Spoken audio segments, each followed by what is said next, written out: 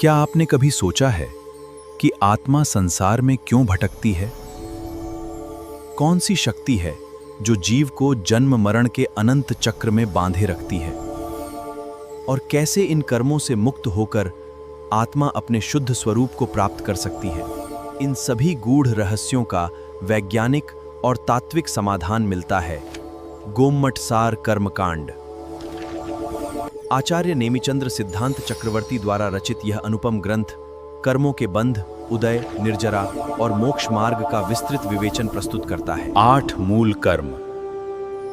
गुणस्थान, कर्मों की प्रकृति, स्थिति, अनुभाग और प्रदेश।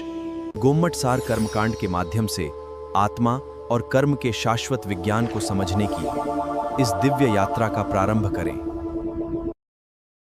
भूषणं महावीरं सम्मतरणनिलयं पैड़ी समुकीर्तनं वोच्छं। जय बोलो अनंतानंद परम सिद्ध भगवान की, देवादिदेव खजाराक्षी आदिनाथ भगवान की, वर्तमान शासन नायक श्री महावीर भगवान की, सम्मेद शिखर अधिनायक पार्श्वनाथ भगवान की, 24 तीर्थंकर भगवान की, परम पूज्य दर्शनाचार्य पुष्पदंताचार्य भूतबली आचार्य वीरसेन स्वामी समस्त पूर्वाचार्यों की, आचार्य श्री शांति सागर जी, आदि सागर जी, महावीर कीर्ति जी, विमल सागर जी, सन्मति सागर जी, संभव सागर जी, कुंतु सागर जी, कनक नंदी जी महाराज की, परम पूज्य गुरुदेव आचार्य श्री पद्मनंदी जी महाराज की, मुनि श्री कुलभूषण नंदी जी महाराज की, जनवाणी माता की, श्रीमद जैन धर्म की।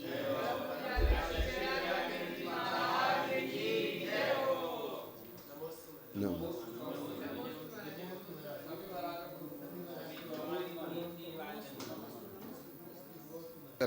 कर्मों में सर्वप्रथम आयु कर्म का कार्य कहते हैं। कर्मों का एक रूप, 2 रूप, 8 रूप, 148 संख्यात और असंख्यात लोक प्रमाण कर्मों की स्थितियां बनती हैं। कर्मों की स्थिति का मतलब कर्मों के जो भेद हैं, प्रकार हैं, वे बनते हैं। अब उसमें 2 भेद अलग किए, घाती और अघाती। फिर उसके बाद अब अलग अलग कर्मों का कार्य बता रहे और कौन से जीव के गुण होते हैं और कौन से कर्म उनको घातते हैं, ये बात हो गई। अब यहाँ पर गाथा नंबर 11, गाथा नंबर 11 में अघातिया कर्मों में सर्वप्रथम आयु कर्म का कार्य कहा जाता है। किसका कार्य कहा जाता है? आयु कर्म का कार्य। कम कै मोह वड्डिये संसारम येणादिजोत्तमी जीवस्य अवट्ठाणम करे दियाउ हलिव नरम। कर्म के उदय से, कर्म के उदय से उत्पन्न हुए मोह से, कर्म के उदय से, कर्म के उदय से उत्पन्न हुए मोह से अनादि चतुर्गति रूप संसार की वृद्धि होती है। ये वाक्य कितना सुंदर है। कर्म के उदय से, कर्म के उदय से उत्पन्न हुए मोह से अनादि चतुर्गति रूप संसार की वृद्धि होती है। हमारा पुरुषार्थ क्या है? कर्म का उदय तो आएगा लेकिन हमें मोह उत्पन्न नहीं करना, बस ये हमारा पुरुषार्थ है। क्या है? हाँ, कर्म का उदय आएगा, आएगा कोई बात नहीं, लेकिन हमको मोह नहीं करना है।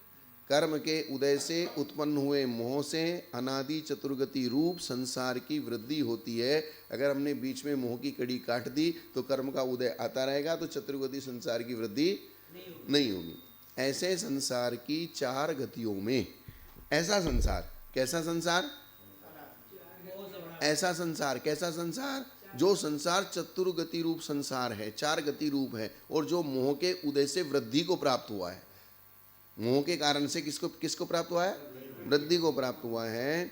ऐसा संसार की 4 गतियों में जीव का अवस्थान कराने वाला, चतुर्गति रूप संसार में जीव का क्या कराने वाला?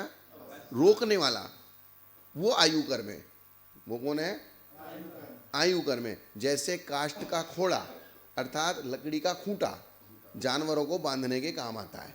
वो खूंटा, गले में जानवर की रस्सी होती है और वो रस्सी खूंटे में बांध देते हैं, तो वो रस्सी बंध जाता है, तो वो इधर उधर नहीं जा पाता। जब तक आपकी आयु मनुष्य आयु रूप कर्म से आप बंधे हुए हैं, तब तक आप मनुष्य गति में ही रहेंगे।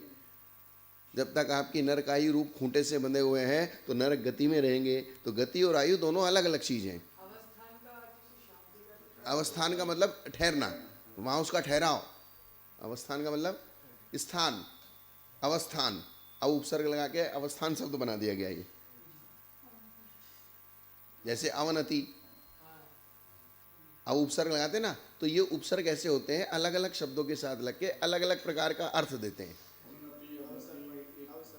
हाँ, अवसर्पणी, अवस्थान। जैसे हार शब्द है, हार शब्द में प्र उपसर्ग लगाएंगे तो प्रहार, सम उपसर्ग लगाएंगे संहार, वि उपसर्ग लगाएंगे विहार, और आ उपसर्ग लगाएंगे तो आहार, और नी उपसर्ग लगा देंगे तो निहार। तो कर्म के ये हो गया। जैसे काष्ठ का खोड़ा मनुष्य को रोक कर रखता है, या काष्ठ का खोड़ा वो भी होता है, जैसे पुराने ज़माने में सजा देने के लिए पैर में दो लकड़ी फंसा के और बीच में पैर की जगह खाली रख के उसको लकड़ी को बोल्ट से कस देते थे।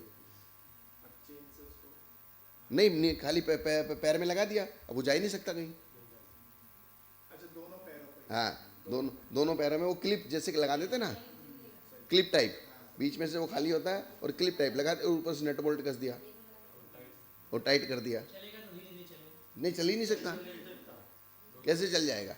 दोनों को पास में करके वो टाइट कर दिया ना। हाँ, ऐसा बस। देहठिति अन्न हाणु ववत्ति दे, अर्थात देह की स्थिति अन्यथा नहीं हो सकती। अन्यथा अनुपत्ति जो हेतु का लक्षण है ना, आयु कर्म रूपी हेतु है तो हम यहाँ टिके हुए हैं। अगर आयु कर्म नहीं रहेगा अन्यथा हम यहाँ नहीं टिकेंगे। आयु कर्म रूपी हेतु है तो हम यहाँ टिके हैं, अन्यथा नहीं है। इसको कहते हैं अन्यथा अनुपत्ति।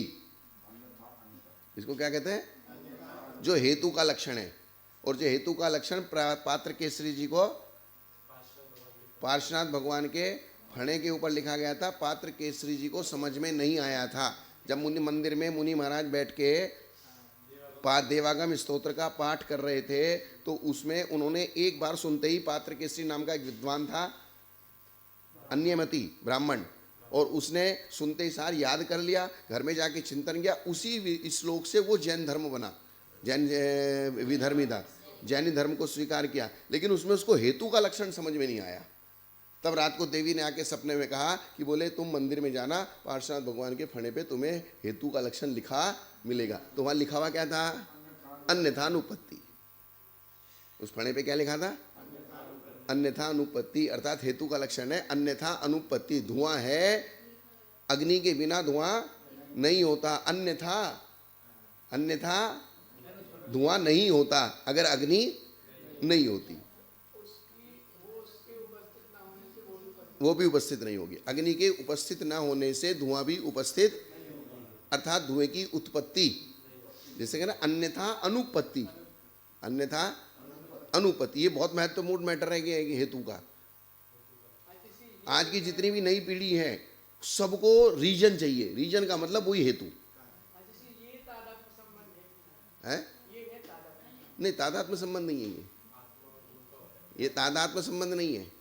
अग्नि का और धुएं का तादात्म्य संबंध नहीं है, अविनाभाव संबंध। इसको क्या कहेंगे? हाँ, जैसे आयु कर्म का और आपका मनुष्य गति में टिकने का अविनाभाव संबंध है। अर्थात आयु अगर आयु नहीं होगी, आयु है तो आप मनुष्य गति में हैं, और आयु नहीं है अन्यथा आप मनुष्य गति में नहीं है। अन्यथा यानी कि अन्य यथा, अन्य प्रकार से आपकी मनुष्य गति में मनुष्य आयु के बिना अवस्थिति नहीं हो सकती।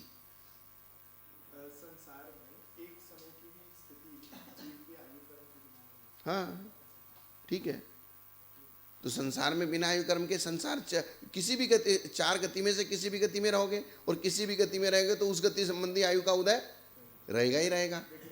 विग्रह गति में हो चाहे कहीं भी हो, चाहे विग्रह गति में हो, चाहे औदारिक मिश्र या वैकृक मिश्र में हो, और चाहे औदारिक का योग और वैकृक का योग में हो, चाहे आरक मिश्र का योग में हो, चाहे कारमान का योग में हो, किसी भी एक क्षण भी बिना आयु कर्म की स्थिति के आप संसार में नहीं रह सकते। आयु तो है ना, दूसरी आयु, तीसरी आयु, चौथी आयु, आयु तो है ना।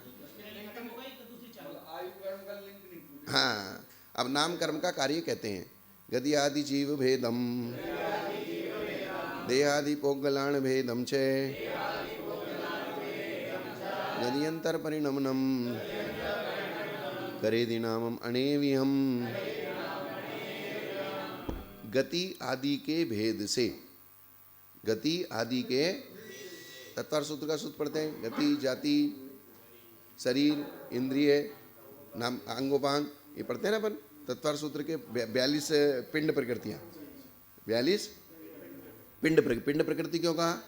क्योंकि गति 4 प्रकार की अकेली नहीं है, इसलिए वो पिंड प्रकृति है। और तीर्थंकर अकेली है, उसका कोई प्रतिपक्षीय उसके साथ में कोई नहीं है, इसलिए वो अपिंड प्रकृति है। हाँ, मतलब गति 4 है। गति कितनी है? सेनन 6 है, संस्थान 6 हैं, बंधन 5 हैं, शरीर 5 हैं। तो ये पिंड प्रकृतियां हुई। ऐसा है, वो अपिंड प्रकृति, वो पिंड नहीं है। गति आदि के भेद से नाम कर्म अनेक प्रकार का है। नाम कर्म कितने प्रकार का है? 42 प्रकार का है। उन वह नारकी आदि जीव की पर्याय के भेदों को एवं औदारिक शरीरादि पुद्गल के भेदों को और एक गति से दूसरी गति में जाने रूप जीव के परिणमन को अनेक प्रकार का करता है। इस प्रकार नाम कर्म अनेक कार्य करता है। नाम कर्म का सिर्फ एक, नाम कर्म एक है सामान्य से, लेकिन नाम कर्म के भेद अनेक हैं। और जितने नाम कर्म के भेद हैं उतना ही नाम कर्म कार्य करता है, विभिन्न विभिन्न। जैसे स्पर्श का काम उस द्रव्य में स्पर्श देना है, रस का काम रस देना है, गंध का काम गंध देना है, वर्ण का काम वर्ण देना है, गोत्र का काम उच्च गोत्र नीच गोत्र देना है। वो तो गोत्र हो गया, नाम कर्म में ही लगाओ। संस्थान का काम नाना प्रकार के संस्थान देना है, बंधन का काम, तो सबके काम अलग अलग है। नहीं, नाम कर्म की परिभाषा, नाम कर्म नाम कर्म का उदाहरण किससे दिया? चित्रकार से। जैसे चित्रकार नाना प्रकार के रंगों को भर के एक पेंटिंग बनाता है, ऐसे ही नाम कर्म ने आपके शरीर रूपी पेंटिंग को बनाया है। कुछ काला किया है, कुछ सफ़ेद किया है, कुछ लाल किया है, कुछ हरा किया है, आँख को आँख की जगह लगाया है, कान को कान की जगह लगाया है, कान का निर्माण, कान का शेप, नाक का शेप, मुख का शेप, आपके पूरे बॉडी, हाथ पैर क्या बनाना है, कैसे बनाना है। तो ये सारी चित्रकारी किसने की है? नाम। तो नाम कर्म चित्रकारी के समान आपके पूरे शरीर का निर्माण करता है, चित्रकार के समान। जैसे एक चित्रकार पेंटिंग बना के उसमें नाना प्रकार के रंग भर के एक चित्र को पूरा करता है, ये काम है। तो इसलिए कहा ना कि नारकी आदि जीव की पर्यायों के भेदों को, अर्थात जीव की जितनी भी पर्याय होती हैं, पर्यायों में जितने भेद है, पर्याय तो एक प्रकार की नहीं होती, तो उन पर्याय के भेदों को कौन करता है? नाम कर्म करता है। फिर औदारिक शरीर आदि पुद्गल के भेदों को, जीव के भेद और पुद्गल के भेद। शरीर किसका हिस्सा है? पुद्गल का हिस्सा है।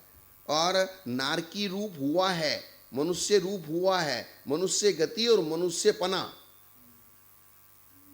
क्या? तो जो मनुष्य पना है वो जीव का हिस्सा है, और जो मनुष्य शरीर है वो पुद्गल का हिस्सा है। वो किसका हिस्सा है? पुद्गल का हिस्सा। इसलिए यहां 2 बात बताई, नारकी आदि जीव की पर्याय के भेद और औदारिक शरीर आदि पुद्गल के भेद।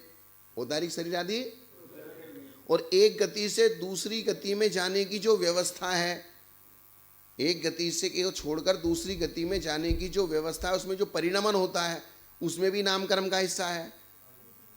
क्या करता है? उसमें भी किसका हिस्सा है? नाम कर्म का हिस्सा है। तो इस प्रकार से जो जीव को अनेक प्रकार से करता है, नाम कर्म का काम क्या हुआ?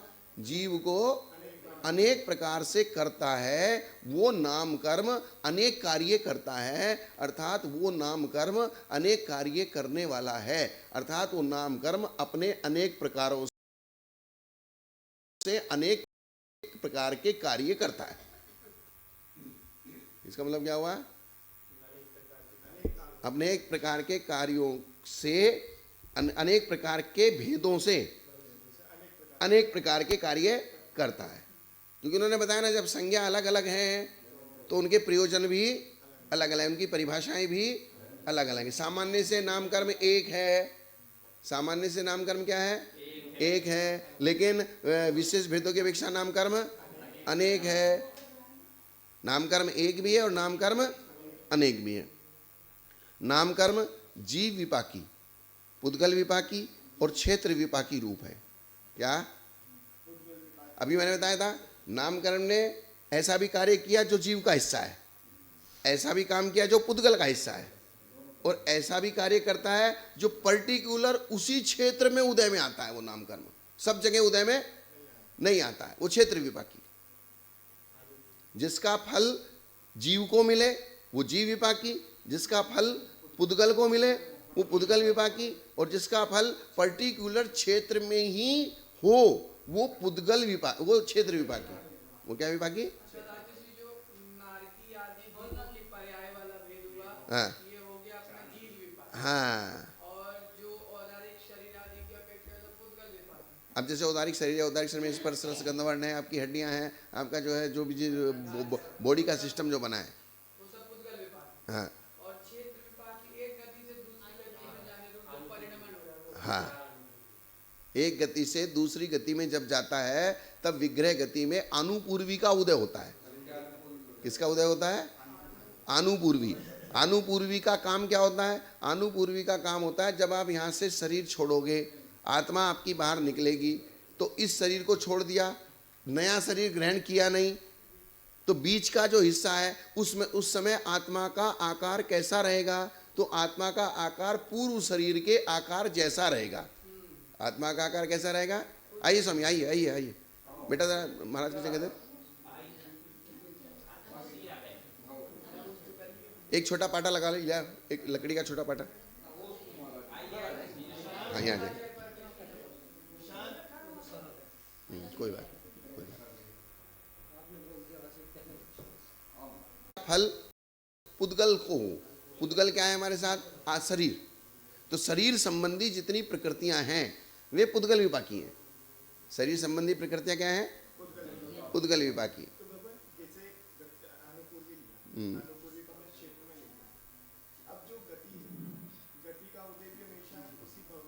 हाँ नहीं, अनुपूर्वी क्या है? पर्टिकुलर सिर्फ और सिर्फ विग्रह गति में रहेंगे, और गति आपके मनुष्य पर्याय में जब से आप जन्म लोगे जब तक मरोगे, और जब तक इधर उधर कहीं भी जाओगे, उसका कोई निश्चय नहीं कि आप कहाँ जाओगे। पूरे 2.5 द्वीप में घूम सकते हो नहीं, वो उसका उदय होने का टाइम पर्टिकुलर 1 समय 2 समय 3 समय, पर्टिकुलर टाइम कितना है उसका?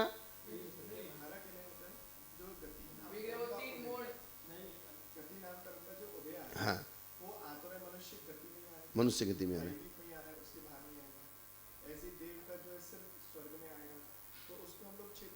नहीं, क्षेत्र विपाकी नहीं कह सकते, क्योंकि आगम में इसी प्रकार से व्यवस्था बनाई है पहचान के लिए कि भाई ये क्षेत्र विपाकी है, पर्टिकुलर विग्रह गति में ही इसका उदय होगा।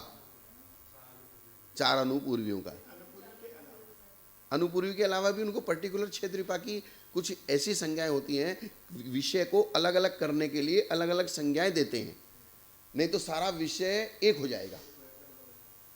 तो वो जो एक हमारी समझना है ना, हमको एक पर्टिकुलर सब्जेक्ट को समझना है कि विग्रह, वो अनुपूर्वी विग्रह गति में फल देगी, बाकी मनुष्य गति आपको जीवन भर मनुष्य गति का उदय रहेगा, तो वो हमें समझना है। नहीं तो अगर थोड़ा सा डिफरेंट नहीं करेंगे, अलग अलग नहीं करेंगे, तो सब्जेक्ट मिक्स हो जाएगा और उसकी परिभाषाएं नहीं बनेंगी। हैं? फल यही है ना कि जो हमने शरीर छोड़ दिया और नया शरीर ग्रहण नहीं किया, तो फिर आत्मा किस आकार में रहेगी? तो पुराने शरीर के आकार में बनाए रखना वो अनुपूर्वी का कार्य है। हाँ, ये नाम कर्म का कार्य है, तो उसको बनाए रखना पड़ेगा ना। हाँ जी, अब बता रहे, जीव में जिसका फल हो वह जीव विपाकी है, पुद्गल में जिसका फल हो वो पुद्गल विपाकी है, और विग्रह गति में जिसका फल हो वो क्षेत्र विपाकी है। ये समझ में आ गया, लेकिन नाम कर्म जीव आत्मा आत्मा के ऊपर, जैसे उन्होंने बताया ना, जैसे गति है, गति को क्या कहा? जीव विपाकी प्रकृति कितनी, पहले ही बताओ। नाम कर्म की कितनी है? नाम कर्म की जीव विपाकी प्रकृतियां कितनी हैं, कौन कौन सी हैं?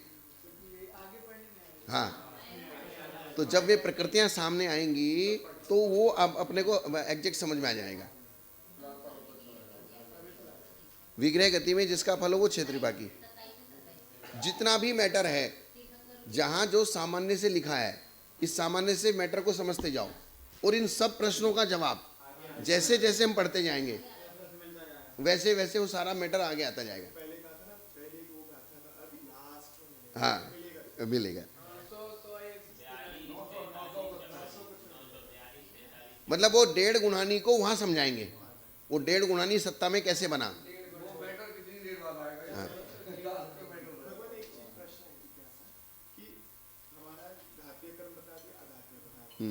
इसके बाद सीधा नाम कर्म और आयु से शुरू क्यों कर दिया, जबकि ज्ञानावरण से दर्शनावरण से शुरू करते हैं, जो घातिया कर्म क्रम ऐसा होना चाहिए था, तो ये सीधा आयु कर्म से इन्होंने शुरुआत क्यों? मतलब सबसे पहले एक कल हम पढ़ रहे थे धवला जी में, सबसे पहले जीव की अवस्थिति का वर्णन करना पड़ेगा कि संसार में जीव कहाँ है, किस कारण से है। अब उसके बाद सारी व्यवस्था चलेगी ना। सबसे पहले कौन सी प्रूपणा है? सत प्रूपणा। सबसे पहले कौन सी प्रूपणा है? सत प्रूपणा के बिना आगे की कोई भी प्रूपणा नहीं हो सकती। जब सत ही नहीं है कोई चीज, तो संख्या किसकी? क्षेत्र किसका? स्पर्शन किसका? काल किसका? अंतर किसका? अल्पभूत किसका? भाव किसका? इसलिए मुझे ऐसा लगता है कि यहाँ इन्होंने सबसे पहले जीव संसार में गतियों में कहाँ है, किस प्रकार से उसका निर्माण हुआ है, और आयु कर्म ने उसका सबसे पहले उसका सत करने का काम किसका है? आयु कर्म का है। और आयु कर्म के बाद फिर नाम कर्म उसके शरीर की रचना करेगा, फिर उसके बाद ज्ञानावरण दर्शन चंद्र आदि की चर्चा करेंगे। उच्च गोत्र की, उच्च गोत्र नीच गोत्र तो जब वो पैदा होगा आयु कर्म में लेगा तभी तो उच्च गोत्र नीच गोत्र की व्यवस्था बनेगी। हाँ, तो सबसे पहले तो अवस्थान करने वाला वही है ना। आयु कर्म के बिना जीव नहीं हो सकता है, नाम कर्म के बिना नाम आयु कर्म होगा, वो तो कोई से भी कर्म के बिना नहीं होता, लेकिन उसका सत जो उन्होंने धवला जी में बताया ना, धवला जी का जो प्रकरण है, सत संख्या क्षेत्र स्पर्शन काल अंतर बावल बहुत अच्छे। तो सबसे पहले सत का कथन क्यों किया? अस्तित्व बताया। जब तक अस्तित्व का निर्णय नहीं होगा तब तक आगे के सारे प्रश्न बेकार हैं। आप यहां है ही नहीं तो आपकी चर्चा क्या करूं? ये चीज जीव विपाकी कितनी प्रकृतियां हैं? 27। कौन कौन सी? हाँ, अब जैसे तीर्थंकर, अब आप समझ लीजिए, तीर्थंकर प्रकृति है, तीर्थंकर प्रकृति नाम कर्म की है और वो जीव विपाकी है। तो तीर्थंकर प्रकृति का फल आत्मा को मिलता है कि शरीर को मिलता है? हाँ, बस ये जीव विपाकी बना है। और जैसे वर्ण नाम की प्रकृति है, स्पर्श रस गंध वर्ण, तो स्पर्श रस गंध वर्ण आत्मा में होते हैं कि जीव में होते हैं? शरीर में होते हैं, इसलिए वो पुद्गल, उसका फल किसको मिलेगा? पुद्गल को। अब पुद्गल को जो आपका शरीर काला पीला नीला हरा सफेद हो रहा है, या आपके शरीर में गंध कैसी हो रही है, इससे मोक्ष का कोई संबंध नहीं है। अर्थात आपका संस्थान कैसा भी हो, 6 संस्थान से मोक्ष होता है कि नहीं होता? लेकिन 6 सैनन से मोक्ष नहीं होता है। वज्र सब नाना सैनन से ही होता है, लेकिन संस्थान कोई सा भी, कलर कोई सा भी हो, तो वो शरीर का हिस्सा है। हाँ, तो सैनन कौन सी प्रकृति है? पुद्गल विपाकी है वो भी, क्योंकि वो भी हड्डी को सैनन कहते हैं ना, हड्डी को सैनन कहते हैं। मतलब ये समझ में आया ना आपको थोड़ा थोड़ा? पुद्गल सैनन का मतलब हड्डी, हड्डियों के बंधन को सैनन कहते हैं। हड्डियों के बंधन को, कि अर्थात किसी की हड्डी खाली मिली हुई है, किसी की हड्डी आपस में फंसी हुई है, किसी की हड्डी फंस के भी ऊपर कील ठुकी हुई है, और कील ठोकने के बाद भी ऊपर से उसका वज्र का वेष्टन बंधा हुआ है, तो ये हड्डियों का मैटर है ये। हाँ, पुद्गल विपाकी 50 प्रकृतियां है। पुद्गल विपाकी कितनी है? 50। और जीव विपाकी कितनी हुई? 27। और क्षेत्र विपाकी 4। हाँ, जीव विपाकी 27, क्षेत्र विपाकी 4, वो 4 अनुपूर्वी, नरक गत्यानुपूर्वी, देव गत्यानुपूर्वी, मनुष्य गत्यानुपूर्वी, तिरंज गत्यानुपूर्वी, और पुद्गल विपाकी 50, वो सब आ जाएगा आगे, अभी बता रहे हैं। इस प्रकार नामकर्म चित्रकार के समान, नामकर्म किसके समान कह दिया? चित्रकार के समान। हाँ हाँ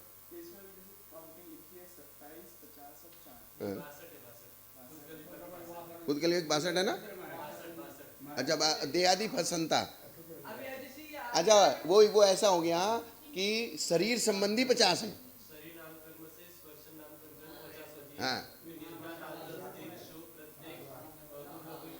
हाँ, तो 62 हुई। शरीर संबंधी 50 है। हाँ अभी आएगा ना, आएगा, सब आएगा। इस प्रकार नाम कर्म चित्रकार के समान है और अनेक प्रकार के जीव विपाकी आदि प्रकृतियों रूप परिणमन करता है। नाना मिनोति इति नामा, जो नाना प्रकार से बनाता है वो नाम है। अब गोत्र कर्म का कार्य, किसका कार्य है? संतान कमेणागे जीवायरणस्य गोदमिति सन्ना उच्चम नीचम चरणम उच्चम नीचम हवे गोदम।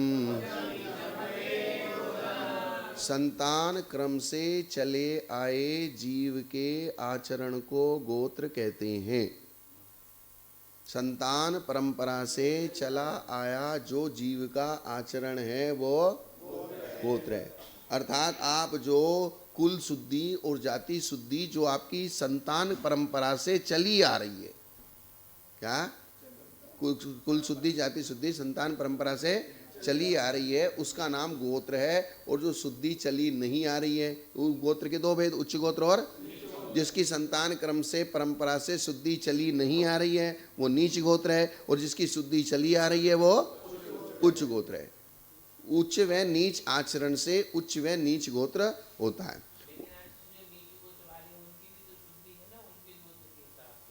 नहीं, संतान कर्म परंपरा से कहीं पिताजी बिगड़े हुए हैं, कहीं मां बिगड़ी हुई है।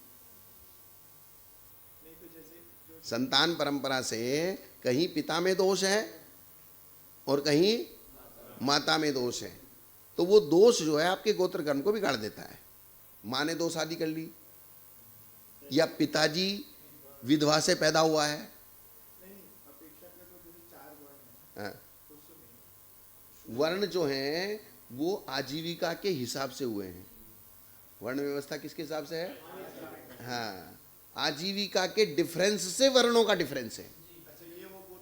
इसलिए आदिवासी जो उच्च गोत्र में उत्पन्न होने के बाद भी जिनकी आजीविका नीच गोत्र जैसी है, अगर ये जूते चप्पल आदि रहा तो उनके लिए इसीलिए फिर आहार दान आदि की व्यवस्था नहीं। वो विवक्षा अलग। तो मतलब आजीविका जो बनाई गई है, वर्ण जो बनाए गए, वर्ण किस हिसाब से बनाए गए? हाँ, वर्ण आजीविका के हिसाब से। आदिनाथ भगवान ने जो वर्ण व्यवस्था बनाई थी, वो वर्ण व्यवस्था, भाई तुमको क्या पसंद है? मैं देश की रक्षा करूंगा, तो ये क्षत्रिय हो गया। तुमको क्या पसंद है? मैं तो व्यापार करूंगा, वो वैश्य हो गया। तुमको क्या पसंद? बोले मुझे देश की रक्षा मेरे से नहीं होती, व्यापार भी मेरे से नहीं, तो क्या करेगा? बोले इनकी सेवा कर।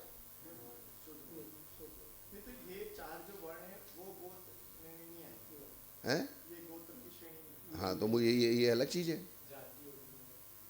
हमारे यहाँ गोत्र की जो व्यवस्था है, गोत्र की व्यवस्था मेरे हिसाब से किस में चलेगी? उच्च गोत्र और नीच गोत्र, जो उच्च नीच आचरण है और माता पिता के कुल की शुद्धि है। हाँ, दीक्षा के योग्य कुल कौन सा? तो दीक्षा किसकी हो सकती है? जिस दीक्षा किसकी? उच्च गोत्र तो नहीं, दीक्षा जो बताई है, अगर किसी की माँ में दोष हो, पिता में दोष हो, तो उसके बच्चे की दीक्षा नहीं हो सकती, क्योंकि उसके बच्चे के अंदर वो 6ठा 7वां गुणस्थान प्रकट नहीं हो सकता। मूल बात ये है।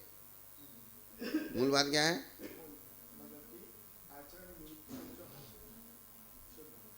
वो था ना, वो पढ़ देता हूँ चैनन सिद्धांत। वो चैनन सिद्धांत धवला जी का कौन सा नंबर है? चैनन सिद्धांत कोश में आया है वो, वर्ण व्यवस्था में। कुल परंपरा। हाँ, देखो धवला जी में एक पैराग्राफ आया है, वो धवला जी का पैराग्राफ मैं आपको पढ़ के सुना देता हूं, आपको बहुत सारे शंकाओं का समाधान हो जाएगा। जैसे इन्होंने प्रश्न किया उच्च गोत्र का व्यापार कहाँ होता है, अर्थात उच्च गोत्र क्या करता है, उच्च गोत्र का कार्य क्या है। तो उन्होंने कहा प्रश्न है ये कि राज्यादि रूप संपदा की प्राप्ति में तो उसका व्यापार हम कह नहीं सकते कि भले ये उच्च गोत्रीय इसको इसलिए इसको राज्य मिल गया, ये उच्च गोत्रीय इसलिए इसको राज्य मिला है। तो राज्य रूप संपदा की प्राप्ति ये सातावेदनीय कर्म के निमित्त से होती है। बात समझ में आई? राज्य की प्राप्ति किसके निमित्त से हुई? क्योंकि सातावेदनीय सुख के अनुकूल साधनों को जुटाता है। हो गया। अब बोले 5 महाव्रतों के ग्रहण करने की योग्यता उच्च गोत्र से आती है कि बोले अगर ऐसा मानेंगे सब देव और अभव्य जीव 5 महाव्रतों को धारण नहीं कर सकते, लेकिन उच्च गोत्री होते हैं। सारे देव क्या होते हैं? उच्च गोत्री होते हैं, लेकिन वे महाव्रत धारण करते हैं क्या? तो इस बात को भी इन्होंने कट कर दिया कि उच्च गोत्र का मतलब यह है कि वो महाव्रत धारण कर सकता है। ये दूसरी बात। अब तीसरी बात, सम्यक ज्ञान की उत्पत्ति में उसका व्यापार होता है। किसमें? कि आप ज्यादा ज्ञानी है, चूंकि आप उच्च गोत्री है इसलिए ज्यादा ज्ञानी है। ये हेतु बताए जा रहे हैं, क्योंकि आप उच्च गोत्री हैं इसलिए ज्यादा ज्ञानी है। ज्यादा ज्ञान आपको इसलिए हुआ है चूंकि आप उच्च गोत्र में पैदा हुए हैं। तो ऐसा उच्च गोत्र का और ज्ञान का बिना भाव संबंध है क्या? नहीं, नीच गोत्रियों को भी ज्ञान देखा जाता है 6 उपसम के। और ज्ञान गोत्र कर्म के निमित्त से नहीं होता, वो तो ज्ञानावरणी के 6 उपसम से होता है। ये शंका है इनकी। बोले ज्ञान जो होता है वो किसके उद्देश्य से होता है? ज्ञानावरणी के 6 उपसम के साथ जो सम्यक दर्शन होता है उससे होता है। उन्होंने क्या कहा? अकेले ज्ञानावरण भी नहीं, ज्ञानावरण के साथ जब सम्यक दर्शन होता है तब वो ज्ञान सम्यक ज्ञान होता है, नहीं तो वो ज्ञान मिथ्या ज्ञान होता है। ऐसा मानने पर त्रियंच और नारकियों के भी उच्च गोत्र का उदय मानना पड़ेगा, क्योंकि उनके भी सम्यक ज्ञान पाया जाता है। बात आई ना समझ में? अब हाँ, वे त्रियंच और नारकी क्या होते हैं? नीच गोत्री होते हैं, लेकिन सम्यक ज्ञानी होते हैं, तो फिर उनके भी उच्च गोत्र मानना पड़ेगा। बोले आदेयता यश और सौभाग्य की प्राप्ति में इसका व्यापार होता है। बोले आप आदेय हैं, यश प्राप्त हो रहा है, सौभाग्य की प्राप्ति हो रही है, इसलिए आप उच्च गोत्र के कारण से सब होता है। बोले ये भी कहना ठीक नहीं है, क्योंकि इनकी उत्पत्ति नाम कर्म के निमित्त से होती है। क्योंकि आदेयता यश और सौभाग्य नाम कर्म की प्रकृतियां हैं। ये किसकी प्रकृतियां हैं? अब इक्ष्वाकु कुल आदि की उत्पत्ति में इनका व्यापार होता है। कोई ऐसा करे कि बोले इक्ष्वाकु कुल में पैदा हुआ इसलिए उच्च गोत्री है क्या? वानर कुल में पैदा हुआ इसलिए उच्च गोत्री है, इक्ष्वाकु वंश में पैदा हुआ, हरिवंश में पैदा हुआ। बोले ये काल्पनिक है। ये क्या है? अर्थात आदिनाथ भगवान ने या जो वानर वंश रखा गया, तो वानर वंश का कुल जाति से क्या संबंध है? वो तो बंदरों को खिला रहा था और बंदरों को उसको पसंद आए और उसने बंदर अपने पूजा पाठ में शामिल कर लिए, इसलिए वो और बंदरों की ध्वजा में बंदर का चिन्ह लगा दिया, इसलिए वो वानर वंशी कहलाए। तो उस वानर वंश का गोत्र और कुल जाति से क्या लेने देना है? उससे पहले भी तो गोत्र थे भाई, वो तो उसका तो कोई मतलब नहीं रहा ना। उसके पहले भी थे और उसके बाद में भी थे। वो तो तुमने एक पर्टिकुलर एक चिन्ह को अपना लिया, तो इस कारण से तो आप शुद्ध तो जन्म से ही थे ना। बंदर को उसने अपने हिस्से में लिया, वो कब लिया? बहुत बाद में, लेकिन जन्म उसका कहाँ हुआ था? तो बंदर के कारण से वो उच्च गोत्री हो गया क्या? वानर वंश के कारण से उच्च गोत्री कहलाया क्या? तो वो तो काल्पनिक हो गया। हाँ, अतः परमार्थ से उसका अस्तित्व ही नहीं है। सारी बातें बता दी। और इसके अतिरिक्त वैश्य और ब्राह्मण साधुओं में उच्च गोत्र का उदय देखा जाता है। इसके बाद भी वैश्य और ब्राह्मण आदि में उच्च गोत्र का उदय। तो संपन्न जनों से जीवों की उत्पत्ति में उच्च गोत्र का व्यापार होता है। बोले ये भी कहना ठीक नहीं है, क्योंकि इस तरह जो म्लेच्छ राजा हैं, म्लेच्छ राजा से उत्पन्न हुए बालक, म्लेच्छ राजा से उसके भी उच्च गोत्र का उदय पाया जाता है। तो अणुव्रतियों से जीवों की उत्पत्ति होती है, वो उच्च गोत्री है। किसी ने कहा कि कोई व्रती है, व्रती पति पत्नी है, उससे कोई बच्चा पैदा होगा तो बोले उच्च गोत्री होगा। तो बोले ये भी बात नहीं है। तो त्रियंच जो उच्च गोत्री हैं, त्रियंच जो अणुव्रती हो गए, जो नीच गोत्री है, या फिर यहां भी जो नीच गोत्री अणुव्रती हैं, नीच गोत्री अणुव्रती, उनसे बच्चा पैदा होगा उच्च गोत्री कहलाएगा? है इन्होंने क्या कहा, अणुव्रतियों से जो बच्चों की उत्पत्ति होती है वो उच्च गोत्री कहलाएगा। बोले ये भी कहना ठीक नहीं है, क्योंकि ऐसा मानने पर औपाधिक देवों में उच्च गोत्र के उदय का अभाव प्राप्त होता है, वो उत्पन्न होते ही नहीं है। तथा नाभि पुत्र नीच गोत्री ठहरते हैं। नाभि पुत्र क्या ठहरते हैं? क्योंकि नाभि पुत्र यानी कि जो आदिनाथ भगवान पैदा हुए उनके पिताजी का नाम क्या था? नाभे। तो वे अणुव्रती नहीं थे, वे अणुव्रती नहीं थे। तो अणुव्रती नहीं थे, अणुव्रती से उत्पन्न नहीं हुए ना आदिनाथ भगवान, तो वे नाभि पुत्र अणुव्रती है, वो अणुव्रती से पैदा नहीं हुए, इसलिए उच्च गोत्री नहीं हुए। ऐसा हो गया ना। इसलिए बोले उच्च गोत्र का व्यापार कहाँ है, ये तो बताओ। उच्च गोत्र करता क्या है? क्या उच्च गोत्र ने क्या किया? इसलिए उच्च गोत्र निष्फल है, अर्थात उच्च गोत्र का कोई अस्तित्व, और इसलिए उसमें कर्म गणना भी घटित नहीं होती, अर्थात कर्मपना उसमें घटित नहीं होता। उच्च गोत्र नाम का कोई कर्म नहीं है। ये शंका कांड ने सारी बातें सामने रख के, भाई उच्च गोत्र में, उच्च गोत्र से सुंदर दिख रहे हैं इसलिए उच्च गोत्री हैं, उच्च गोत्र के कारण से सुंदर है, उच्च गोत्र के कारण से आपको ज्ञानी है, उच्च गोत्र के कारण से आपने ऐसा कर लिया, राज्य प्राप्त कर लिया। बोले ये सब उच्च गोत्र का काम ही नहीं है, वो गोत्र कर्म ही नहीं है। हटाओ इसको, बताइए क्या समझ में? तो उसका अगर उच्च गोत्र का अभाव हो गया तो उसका प्रतिपक्षी नीच गोत्र का भी अभाव हो जाएगा, क्योंकि दोनों एक दूसरे के अविनाभावी हैं। इसलिए गोत्र कर्म है ही नहीं। ये प्रश्नोत्तर, ये शंकाकार की शंका है। तो इसका उत्तर क्या है? नहीं, क्योंकि जिन वचन के असत्य होने में विरोध आता। सबसे पहली बात तो ये समझ लो, भले आपको इनमें एक भी मैटर समझ में नहीं आ रहा, पहली बात तो आज्ञा सम्यक्त को धारण करो, क्योंकि जिनेंद्र भगवान ने कहा है कि गोत्र होता है, होता है तो होता है, होता है तो होता है। आप ये सारे तर्क देके, और इससे भी अच्छा कोई तर्क ले आओ उसको काटने के लिए, गोत्र को काटने के लिए जितने तर्क इन्होंने दिए, इससे भी अच्छा कोई तर्क आपके पास हो तो वो भी ले आओ, लेकिन फिर भी गोत्र कर्म है, क्योंकि जिनेंद्र भगवान ने कहा है, और जिनेंद्र भगवान अन्यथावादी होते नहीं है, और उनके केवल ज्ञान में वो चीज झलकी है। इसका मतलब वो होता है तो होता है। अब तुमको सिद्ध नहीं करना आ रहा तो उसमें हम क्या करें? तो इस प्रकार से बहुत सारी बातें हमारे क्षोभसम ज्ञान से हमको समझ में नहीं आती, क्योंकि बहुत सारी बातें जो सिर्फ और सिर्फ केवल ज्ञान के समझने योग्य हैं, और हम उसको क्षोभसम बुद्धि से समझने की कोशिश करें तो हमारे ज्ञान में वो चीजें नहीं आएंगी, और नहीं आएंगी तो हमारे समझ में नहीं आती, इसलिए ये चीज नहीं है ऐसा नहीं कह सकते। क्या? तो ये दोष किसका है? ये हमारे क्षोभसम का दोष है, न कि उस वस्तु के अस्तित्व का हम नाश कर दें। ये बात हर जगह लागू होगी। ये बात क्या होगी? तो जबकि हम नहीं, मुझे तो समझ में नहीं, अरे तुझे समझ में नहीं आती तो तू है कितना? तू है कितना जो तुझे समझ में आ जाएगी सारी चीज? तेरा क्षोभसम कितना है और तू है कितना जो तू समझ लेगा? तो ये अब हर आदमी एक मिनट में कह देता मुझे सब पता है, सब पता है। तू केवल ज्ञानी है क्या? सब पता है और मुझे समझ में नहीं आती, मेरे गले नहीं उतरती। गले नहीं उतरती तो उसका तरीका एक ही है, जब तुम पैदा हुए थे दाई ने तुम्हारे गले में उंगली अच्छे से नहीं डाली।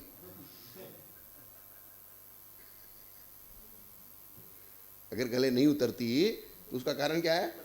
हाँ, वो जब बच्चा पैदा होता है ना तो दाई उसके हलक में उंगली डालती चारों, उसके दबाती टेट अंदर से, जिससे उसका गला खुल जाता है, रोने लग जाए वो। तुम्हारी दाई की कमजोरी, हम क्या करें? है ये चीज है। तो आज उन्होंने इन सारी चीजों का कैलकुलेशन करके सबसे पहले क्या चीज बताई कि नहीं, क्योंकि जिन वचन के असत्य होने में विरोध आता है, अर्थात आप जिन वचन को असत्य नहीं ठहरा सकते। दूसरी चीज, और वो विरोध भी वहां उसके कारणों के नहीं होने पर जाना जाता है। दूसरे, केवल ज्ञान के द्वारा विषय किए गए सभी अर्थ छद्मस्थों के ज्ञान में प्रवृत्त नहीं होते हैं। सीधी सी बात बता दी कि केवल ज्ञान के द्वारा जो विषय, केवल ज्ञान को हम छद्मस्थ ज्ञान से समझने की कोशिश कर सकते हैं, लेकिन वो समझ में आ जाए ये फाइनल नहीं है। क्या वो ज्ञान कौन सा है? अनंत। और हमारा ज्ञान कितना है? संख्यात। अवधि ज्ञानी का असंख्यात, माने मेरे ज्ञानी का असंख्यात, और केवल ज्ञानी का अनंत। हम द्रव्यों की कुछ पर्यायों को, सब द्रव्यों को जानते हैं लेकिन उसकी कुछ पर्यायों को जानते हैं।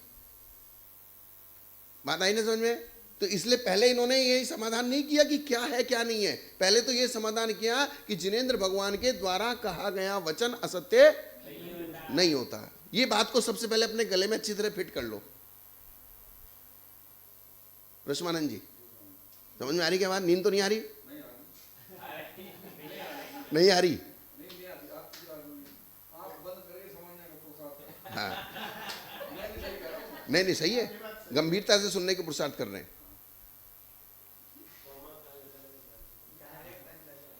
तो इन्होंने एक चीज क्या बताई?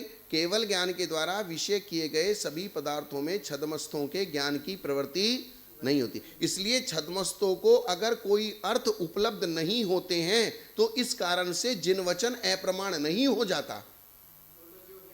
कोई अर्थ अगर आपको समझ में नहीं आ रहा है, अर्थात शंकाकार ने सारी सिचुएशन रख दी, भाई उच्च गोत्र से ये भी नहीं होता, उच्च गोत्र से ये भी नहीं होता, उच्च गोत्र से ये भी नहीं होता, ये भी नहीं होता, तो फिर उच्च गोत्र से होता क्या है? इसका मतलब उच्च गोत्र नहीं है। और अगर हमारे पास तर्क शक्ति नहीं तो करेंगे सही। हाँ सही कह रहा है। अगर आपके पास तर्क शक्ति नहीं है, बोले आपके दिमाग में जब शंका सुनी, समाधान नहीं सुना, तो उसके पहले तो आपको ऐसा लगेगा शंकाकार सही कह रहा है। ये शंकाकार क्या कह रहा है? सही कह रहा है।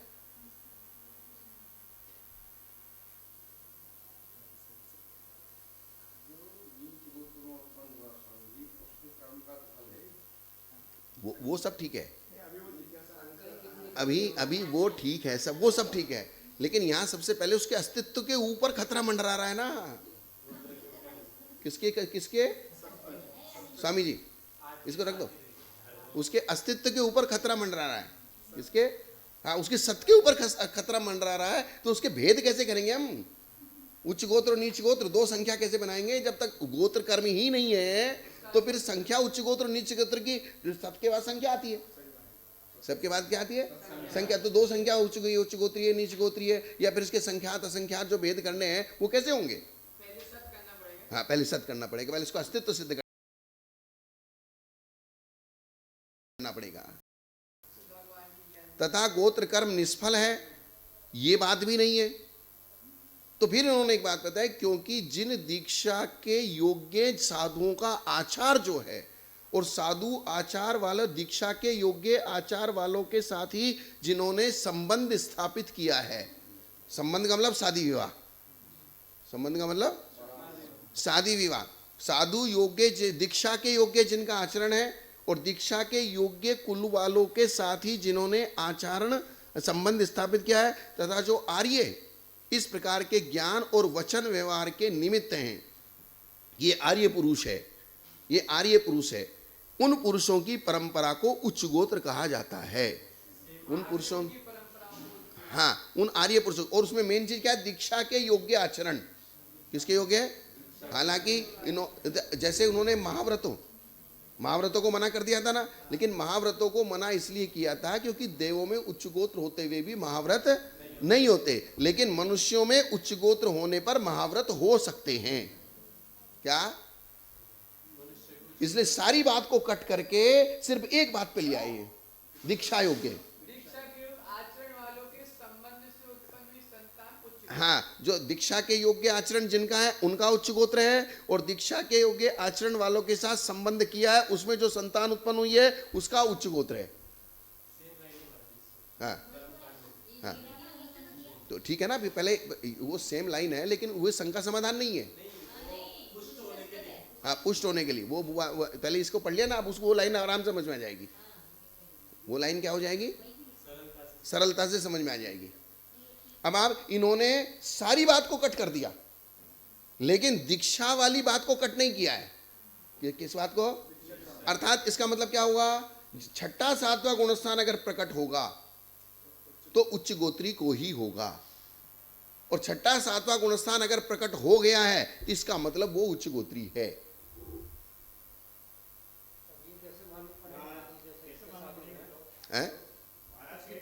तुम्हें कैसे मालूम पड़े ना मालूम पड़े ये मैटर सेकंड है।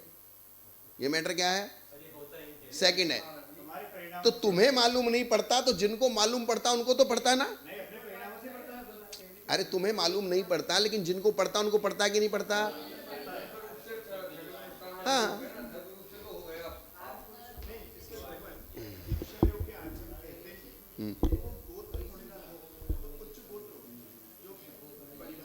उच्च गोत्र। तो यहाँ इन्होंने प्रश्न यही किया था, उच्च गोत्र निष्फल है। यहाँ प्रश्न क्या था? ये परिभाषा गोत्र की, गोत्र संबंधी नहीं था। इन्होंने कहा था उच्च गोत्र निष्फल है, और जब उच्च गोत्र नहीं है तो नीच गोत्र भी नहीं है, और जब उच्च नीच नहीं है तो गोत्र कर्म खत्म हो गया। ऐसा करके इन्होंने लाए थे।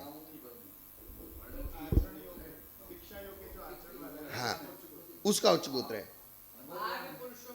और इसलिए शास्त्रों में, अलग अलग शास्त्रों में, प्रायश्चित शास्त्रों में दीक्षा के योग्य जो कुल होते हैं, किसको क्षुल्लक दीक्षा देना, किसको मुनि दीक्षा देना, किसको क्षुल्लक दीक्षा भी नहीं देना, ये सारी व्यवस्था बताई गई गोत्र के अनुसार। अगर किसी का नीच गोत्र है, वर्तमान में कुल परंपरा से चला आ रहा है कि ये नीच गोत्री है, उसको आप मुनि दीक्षा नहीं दे सकते। और उन्होंने कहा है कि अगर ऐसा आचार्य करता है, उस आचार्य को सारे साधु मिलकर संघ से बाहर कर दें। क्या कर दें? उस आचार्य का बहिष्कार कर दें।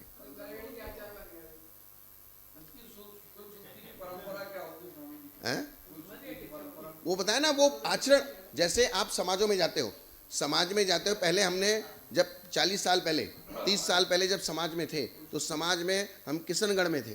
कहाँ थे? किशनगढ़ में। तो किशनगढ़ में खंडेलवाल समाज में विनाकिया लोग हैं, विनयकिया। तो वे समाज से बाहर हैं। वे समाज से क्या है? बाहर है। और समाज के लोग जानते हैं कि इनके कुल परंपरा में कहीं ना कहीं विजाति विवाह या विधवा विवाह हुए हैं, उनकी ये संतानें हैं। तो वो जो समाज के बुजुर्ग लोग हैं, वो इस चीज के लिए प्रमाण देते हैं।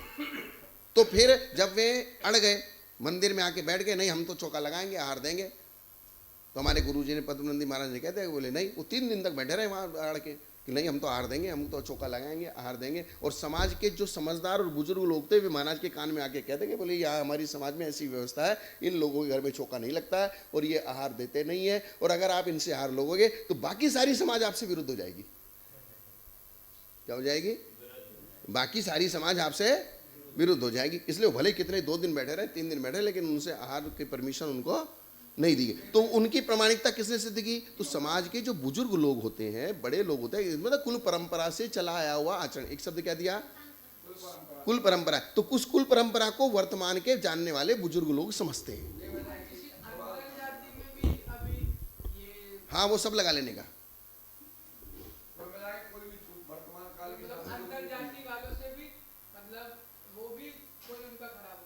बिल्कुल।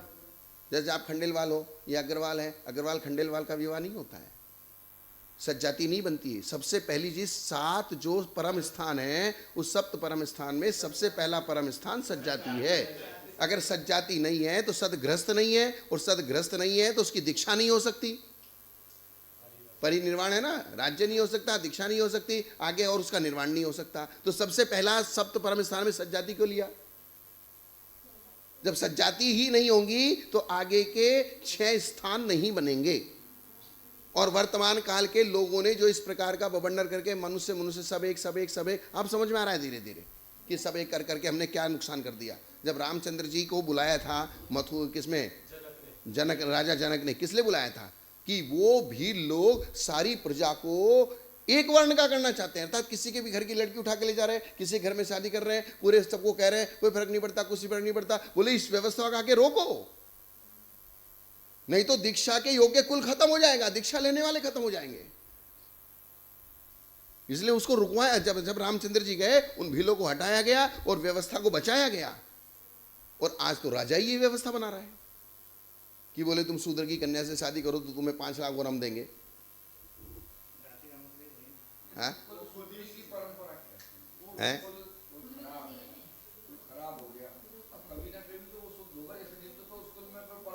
वो एक मिनट, कभी ना कभी शुद्ध होगा, वो मैटर बहुत लंबा है। उस मैटर को अभी हम वर्तमान में शुद्ध नहीं कर सकते। हाँ, नहीं, दद्दा की गलती मोड़ी को नहीं मिल रही है। वो मोड़ी उस कुल में पैदा आके हुई है, उसके कर्म से पैदा आके हुई है। हाँ, उसके कर्म ने उसको उसी घर में क्यों पैदा किया? अच्छा, जिसमें कोई परंपरा खराब नहीं उस घर में पैदा हो जाती। अब तुम व्यवहार में ये कह के ये तर्क देके कि उस मोदी ने क्या गलती की है, हाँ तो वो गलती तो माननी पड़ेगी ना। तो ये जिनका दीक्षा योग के साधु आचार्य वाले के साथ जिन्होंने संबंध स्थापित किया है और जो आर्य इस प्रकार के ज्ञान और वचन के व्यवहार के निमित्त हैं, उन पुरुषों की परंपरा को उच्च गोत्र कहा जाता है तथा उनमें उत्पत्ति का कारणभूत जो कर्म है, ऐसे कुलों में उत्पत्ति का कारणभूत जो कर्म है वो कर्म उच्च गोत्र है। यहां पूर्वोक्त दोष संभव ही नहीं है क्योंकि उनके होने में विरोध है। उसके विपरीत कर्म नीच गोत्र है। इस प्रकार गोत्र कर्म का अस्तित्व सिद्ध है। जब उच्च गोत्र सिद्ध हो जाएगा तो नीच गोत्र भी सिद्ध हो जाएगा, और जब उच्च गोत्र का अस्तित्व सिद्ध नहीं होगा तो नीच गोत्र भी नहीं होगा, और जब उच्च नीच दोनों ही नहीं होंगे तो गोत्र कर्म का अस्तित्व खत्म हो जाएगा।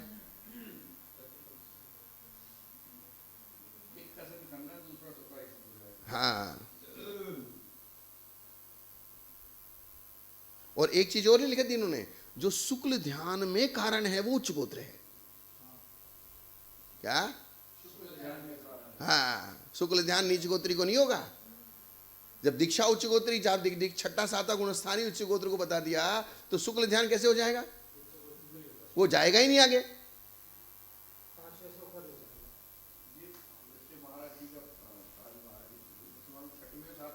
और अगर किसी को शुक्ल ध्यान हुआ है बिना उच्च गोत्र के नहीं हुआ है। हाँ,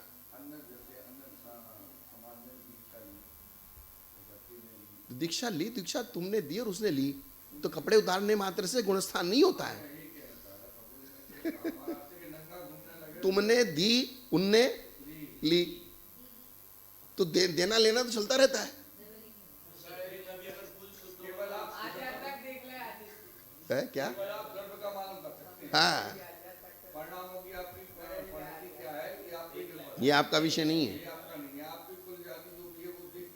हाँ,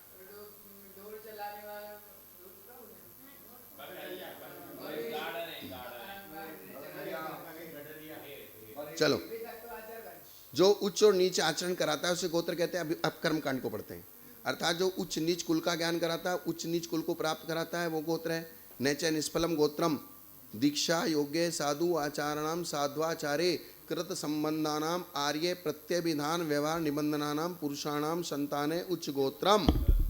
अर्थात गोत्र कर्म निष्फल है बात नहीं, क्योंकि जिनका दीक्षा के योग्य साधु आचार है, साधु आचार वालों के साथ जिन्होंने संबंध स्थापित किया है, जो आर्य इस प्रकार के ज्ञान और वचन के व्यवहार के निमित्त हैं, उन पुरुषों की परंपरा को उच्च गोत्र कहा जाता है तथा उसमें उत्पत्ति का कारणभूत कर्म उच्च गोत्र कहा जाता है। उससे विपरीत नीच गोत्र है। यहां सिर्फ इतना सा लिख दिया, लेकिन जो वो प्रश्न किया था वो महत्वपूर्ण था। हाँ, उसमें सारी विवक्षाएं घटाती है कि उच्च गोत्र के कारण से न तो आप ज्ञानी बने हैं, उच्च गोत्र के कारण से न आप जो हैं अणुव्रती बने हैं, उच्च गोत्र के कारण से न आप सुंदर पैदा हुए हैं, यश कीर्ति हो रही ये भी उच्च गोत्र का कारण नहीं है, आपको राज्य मिला है ये भी उच्च गोत्र का कारण नहीं है, इक्ष्वाकु कुल आदि वंश में आप पैदा हुए ये भी उच्च गोत्र का काम नहीं है। तो उच्च गोत्र का काम तो दीक्षा शब्द है बस एक। उच्च गोत्र का काम क्या है? दीक्षा शब्द। आइए स्वामी जी विराजी, उच्च गोत्र का काम क्या है? और इसीलिए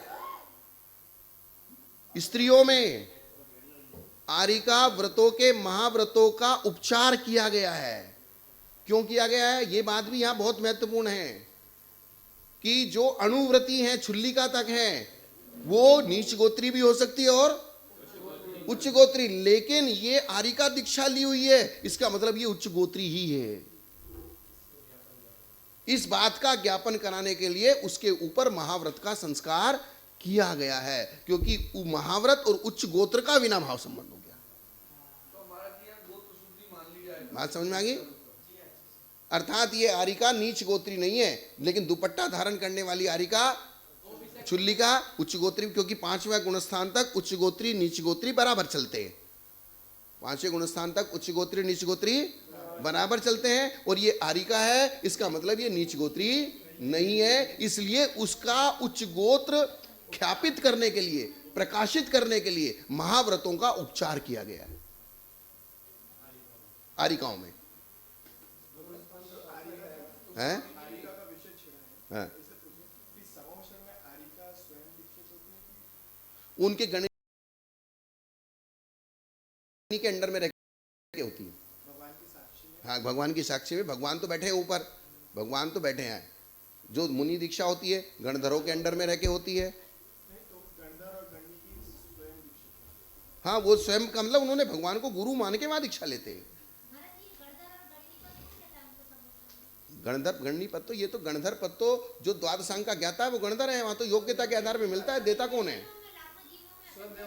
हाँ है। हाँ तो ठीक है ना, वो भी एक नाम कर्म के उदय से होता है ना, जीव विपाकी पुद्गल विपाकी कर्म के प्रकृति से होता है। जैसे तीर्थंकर पद है ना, इसी प्रकार से गणधर पद है। हाँ, वहाँ आया था, मेरे ध्यान में नहीं आ रहा कि जिस प्रकार से वो भी नाम कर्म के उदय से होता है। जैसे तीर्थंकर प्रकृति किससे होती है? नाम कर्म के। इससे गणधर पद भी नाम कर्म के उदय से मिलता है। अब वो मेरे को पर्टिकुलर ध्यान में नहीं आ रहा, वो इसी में गर्भित होंगे सब। हाँ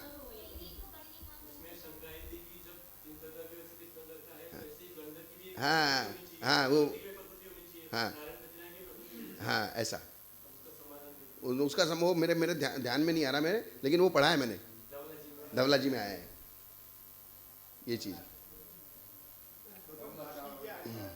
समावसर के अतिरिक्त आरिका दीक्षा भगवान की साक्षी में नहीं हो रही, तो आरिका के सानिध्य में होगी। या अन्य तीर्थंकर के जो बचे हुए शिष्य हैं और अभी तीर्थंकर का केवल ज्ञान नहीं हुआ, तो वो दीक्षा जो है जिनके शिष्य कहलाएंगे, उन्हीं के शिष्य कहलाएंगे जिनको केवल ज्ञान अब तक नहीं हुआ है। जैसे महावीर भगवान को जब तक केवल ज्ञान नहीं हुआ था तब तक सब शिष्य पारसनाथ के थे, क्योंकि शासन तब होता है जब आदमी बोलता है। बिना बोले किसी का शासन, मौन व्यक्ति का शासन नहीं कहलाता है। जैसे दीक्षा केवल ज्ञान हो गया, हाँ। अब वो भली पूर्व में जो पार्श्वनाथ के शिष्यों से दीक्षा ले रहे हैं तो भी शिष्य नहीं तो अब वो वर्तमान में जब तक भगवान की दिव्य ध्वनि नहीं गिरेगी जहाँ तक, तब तक उनका शासन प्रारंभ नहीं होगा। भगवान की दिव्य ध्वनि खिरी तभी वीर शासन जयंती, अर्थात भगवान का, महावीर भगवान का शासन प्रारंभ हुआ। चाहे वो दीक्षा, क्योंकि दीक्षा दी हमने, कुछ आपको समझाया नहीं और आपने दीक्षा ली तो मेरे समझाने से थोड़ी ली। मेरे पहले जो शिष्य हो चुके, जो भगवान गुरु हो चुके, उनके समझाने से लिए। मेरा तो उपदेश ही चालू नहीं हुआ। उन्हीं के शिष्य कहलाएंगे। नहीं जैसे केवल ज्ञान हो गया, हाँ? देवदनी भी खिल गई, हाँ? और पार्श्वनाथ भगवान के शिष्य थे, उनकी शिष्या से किसी ने आरिका दीक्षा ली, और भगवान महावीर भी है समावसर लगाए, लेकिन वो अभी अन्य स्थान पर है, वहाँ दीक्षा नहीं ली, तो वो शिष्य किनके हैं? अब इस बात में तो विचार नहीं किया गया विशेष। ऐसे जिज्ञासा आई, हाँ ऐसे जिज्ञासा आई।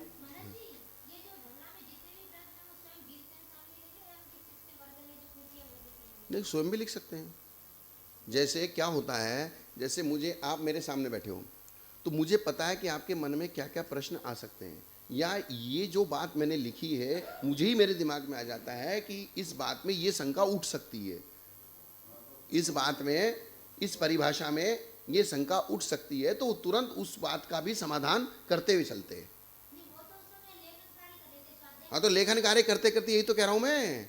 आप कोई सामने नहीं हो, मैंने एक लाइन लिखी, एक परिभाषा लिखी, तुरंत मेरे दिमाग में आया ये लाइन तो लिख दी, लेकिन इसमें ये बात समझ में नहीं आएगी, ये शंका उत्पन्न हो जाएगी। आप कोई भी नहीं है सामने, तो जो चिंतन विषय चलता है कि मैंने ये लाइन लिखी, ये लाइन लिखते से तुरंत मुझे समझ में आया कि भाई इस बात में तो ये शंका बाकी रह गई, तो उसको फिर शंका समाधान में लिख दिया। इसमें जरूरी नहीं कि सामने शिष्य हो। हाँ, अब कुल परंपरा के आचरण के विषय में कहावत इन्होंने लिखी, सियार के एक बच्चे को बचपन से सिंगनी ने पाला, वह शेर के बच्चों के साथ ही खेला करता था। एक दिन खेलते हुए सभी बच्चे किसी जंगल में गए, वहाँ उन्होंने हाथियों का समूह देखा। देखकर जो शेरनी के बच्चे थे वे हाथी के सामने हुए, किंतु वो सियार जिसमें अपने कुल का डरपोक पने का संस्कार था, हाथी को देखकर भागने लगा। तब वे शेर के बच्चे भी अपना बड़ा भाई जानकर, बोले हमारा सबका बड़ा भाई है, तो उसका अनुकरण करते हुए अपनी माता के पास लौट आए। उस सियार की शिकायत की, बोले इसने हमको शेर का शिकार, हाथी का शिकार करने से रोका। तब शेरनी ने उस सियार के बच्चे को श्लोक कहा, वे पुत्र तू सूरवीर है, विद्यावान है, देखने में सुंदर है, किंतु जिस कुल में तू उत्पन्न हुआ है उस कुल में हाथी नहीं मारे जाते। क्या? जिस कुल में तू उत्पन्न हुआ है उस कुल में हाथी, और मेरे बच्चे जिस कुल में उत्पन्न हुए हैं ये हाथी का शिकार करेंगे, लेकिन तू नहीं कर सकता। इसी प्रकार से जिस कुल में तुम उत्पन्न हुए हो उस कुल में दीक्षा नहीं हो सकती। जिस कुल में तुम उत्पन्न हुए हो उस कुल में दीक्षा नहीं हो सकती। ये कुल का फर्क है। ध्यान से भाग, जब तेरा काम यहां चलने वाला नहीं है। अर्थात उन्होंने कहा है कि अगर किसी नीच कुली को आपने मुनि बना भी दिया है और बाद में आपको पता चला है तो आप उसको वहां से हटा दीजिए। हाँ, ये कहा है, या तो उसको संघ से निकाल दीजिए। अगर उसको संघ से नहीं निकालोगे तो संघ पूरा छोड़ के चला जाएगा। बोले हम इसके साथ नहीं रहेंगे।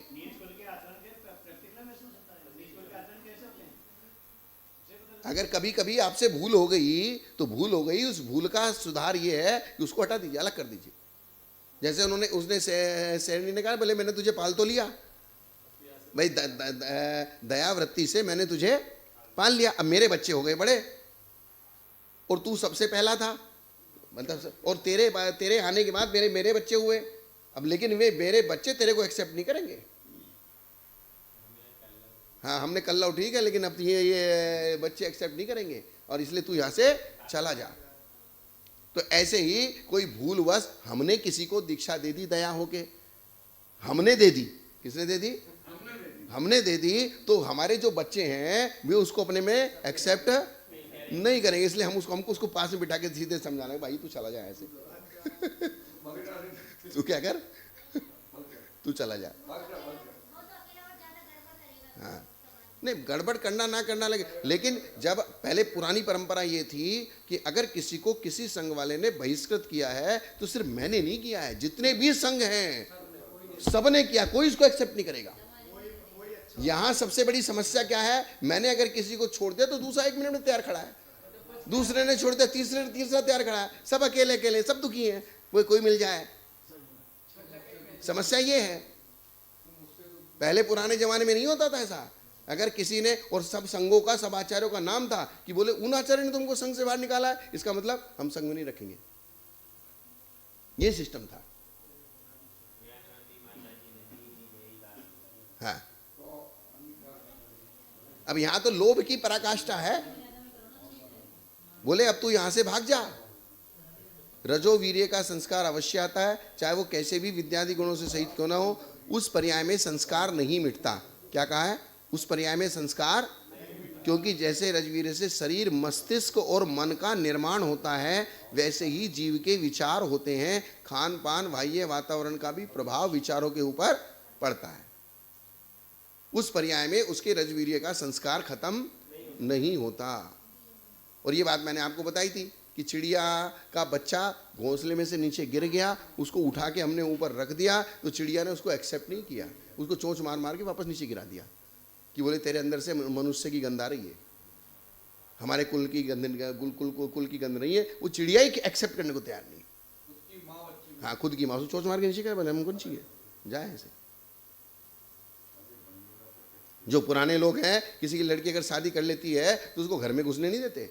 लड़का अगर किसी से शादी कर लेता है तो उस लड़के को घर के बुजुर्ग को, माँ बाप घर में नहीं घुसने, बोले हमारे चूल्हे पे नहीं खा सकता, जाए तो यहाँ से। अब वेदनीय कर्म का कार्य बताते हैं। अखाणम अनुभवनम वेणीयम सुवसरूवियम साधम दुख स्वरूपम साधम तम वेदी यदि वेदनीयम। इंद्रियों द्वारा अपने रूपादि विषयों का अनुभवन करना वेदनीय है। इंद्रियों के द्वारा रूपादि विषयों का अनुभव करना, वेदन करना, अनुभव करना यानी कि वेदन करना वेदनीय। उसमें सुख रूप से अनुभव करना साता वेदनीय है, और दुख रूप से अनुभव करना असाता वेदनीय का कार्य है। अतः सुख दुख का जो अनुभव करावे, वेदन करावे, वो वेदनीय कर्म है। हाँ, अब आप जो भी वेदन करोगे यहाँ छद्मस्त अवस्था में, इंद्रियों के द्वारा ही करोगे, इसके अलावा आपके पास कोई उपाय नहीं है। क्योंकि ज्ञान को भी आप अर्जन करोगे तो भी इंद्रियों के द्वारा, और सुख दुख को अनुभव करोगे तो भी इंद्रियों के द्वारा, क्योंकि वो और कोई तरीका ही नहीं आपके पास। अवधि ज्ञान, मन ज्ञान तो है नहीं, केवल ज्ञान है नहीं जो उसके द्वारा अनुभव करोगे। आपके पास मति ज्ञान, श्रुत ज्ञान है, और मति ज्ञान इंद्रियों से होता है, मन से होता है। वेद्यत इति वेदनीय, अर्थात जो वेदन अनुभव किया जाए वो वेदनीय है। दुख का प्रतिकार करने की कारणभूत सामग्री को मिलाने वाला। अभी आगे ने बात, उसमें गोत्र में पढ़ा था मैंने, दुख का कारणभूत, दुख का प्रतिकार करने वाली कारणभूत सामग्री को मिलाने वाला। अर्थात राजा को राजापने के जो साधन मिले हैं, सुख के साधन मिले हैं, वो वेदनी ने दिलाए हैं। अभी अपने प्रश्न में पढ़ा था ना, राज्य की जो व्यवस्था मिली है वो वेदनीय से मिली है। माध्यम इधर उधर से इधर मैच हो गई ना। तो दुख का प्रतिकार करने की कारणभूत सामग्री को मिलाने वाला और दुख के उत्पादक द्रव्य कर्म की शक्ति का विनाश करने वाला साता वेदनीय कर्म है। दो काम करता है, एक तो सामग्री मिलाता है और जो असाता वेदनीय को ढीला करता है। तो असाता वेदनीय बढ़ा रहेगा और सामग्री मिला देगा तो भी उसको सुख नहीं होगा। तो दोनों तरफ से रोकना पड़ेगा ना, कि अंतरंग में असाता वेदनी को दबाना पड़ेगा। साता वेदनी क्या करता है, अंतरंग में जो असाता वेदनी है उसको डाउन करेगा और बाहर से सुख सामग्री को इकट्ठा कराएगा। ये दो चीजें। सुख स्वभाव वाले जीव, अब जीव का स्वभाव क्या है, सुख स्वभाव। जीव का मूल स्वभाव क्या है, जीव का मूल स्वभाव क्या है, ज्ञान स्वभाव, दर्शन स्वभाव, सुख स्वभाव, चैतन्य स्वभाव। तो इन स्वभावों को कर्मों ने ढक के हमको थोड़ा सा पकड़ा दिया। जैसे बच्चे को 2000 रुपए का नोट फाड़ देगा, 2000 रुपए का नोट लेके 5 रुपए का नोट पकड़ा दिया। क्या बच्चे को, अब वो मूल मालिक किसका था, 2000 रुपए के नोट का। तुमने उसको लेके, क्योंकि उसकी अज्ञानता है, उसको पता नहीं है, तो इसलिए 2000 का ले लिया और 5 रुपए का पकड़ा दिया। ऐसे कर्मों ने तुमको ठग लिया कि तुम्हारी अनंत शक्ति को तो दबा दिया और छोटी मोटी दे दी तुमको, खुश रहो जाओ। हाँ, नकली नोट दे दिए, छोटी मोटी जरा मरा सा सुख दे दिया, जरा मरा सा ज्ञान दे दिया, जरा मरा सी जो है ये चीज़ें दे दी, और इसमें तुम अपना कर रहे हो मेरे पास तो बहुत कुछ है। तो अनंत के सामने तो कुछ भी नहीं है। इसलिए उन्होंने कहा कि इस प्रकार का तत्व का विचार करोगे तो आपको व्यवहार में जो अच्छा लगता है ना, वो अच्छा लगना बंद हो जाएगा। और जब तक आपको व्यवहार अच्छा लग रहा है वो बंद नहीं होगा, तब तक आप यहां शांति से नहीं बैठोगे शास्त्र सुनने के लिए। बार बार दिमाग वही दौड़ेगा। क्या होगा, हाँ, व्यवहार में दौड़ेगा कि बोले वो जरूरी है पहले। हाँ, वो उधर कमरे में बैठे होंगे, वो इंतजार कर रहे हैं कब महाराज क्लास बंद कर रहे हैं, कब मैं जाऊं।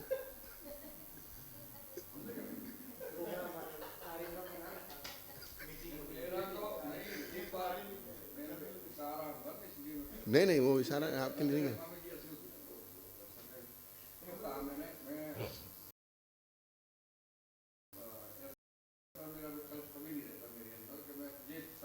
क्या है, किसी ना किसी को एक मुद्दे वाला इंसान बनाना पड़ता है। हाँ, मतलब इसका मतलब क्या हुआ, हमने प्रीफरेंस जो हमारे सम्यक दर्शन के निमित्त कारण है, देव शास्त्र गुरु, उनके सामने अगर कोई दूसरा आदमी, तू ठहर भाई पहले मुझे ये काम करने दे। जैसे आप सामायिक करने बैठ रहे हो, मेरा सामायिक का टाइम हो गया, तो तेरे से बात, तू रह चाहे जा, लेकिन पहले मुझे सामायिक करनी है। प्राथमिकता आप किसको दे रहे हो, प्राथमिकता आप श्रावक को दे रहे हो, असंयमी को दे रहे हो, या अपने देवशास्त्र गुरु को दे रहे हो, बस ये महत्वपूर्ण है। और उसी के कारण से फिर आपके कर्मों की निर्जरा का फर्क पड़ जाएगा, प्राथमिकता से ही। ये चीज है। सुख स्वभाव वाले को दुख उत्पन्न करने वाला और दुख के प्रशमन करने में कारणभूत सामग्री का अपसारक असाता वेदनीय है। दूर करने वाला, हटाने वाला। अब आवरण का क्रम बताने के लिए जीव के प्रधान गुणों को कहते हैं। अत्थम देखिए जान दी, पच्चा सद्यदि सत्यभंगी हिम, इदि दंसणम चनाणम, सम्मत्तम होन्ति जीव गुणा। संसारी जीव पदार्थ को देखकर जानता है, पश्चात वह अस्ति नास्ति रूप सप्तभंगी से निश्चय करता है, फिर श्रद्धान करता है।